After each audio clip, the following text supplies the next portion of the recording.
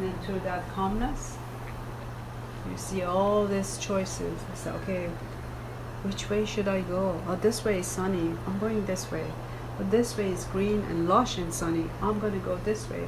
And this way is all muddy and dark and I don't want to go there.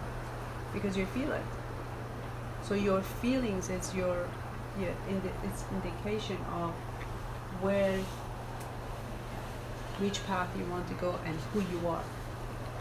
So if you're feeling dark all the time, and you ask yourself that, how do I feel when I take myself to that space? And then almost 100%, it doesn't feel right. You feel restricted. And then through that, just say, okay, what are my options? You ask the energy. Energy will tell you what are your options.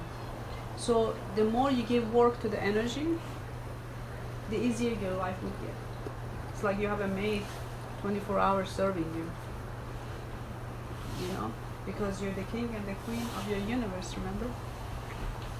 So whatever you think, whatever you feel, it goes. And nobody can tell you otherwise. As we always said, you're the boss of you. And nobody else is.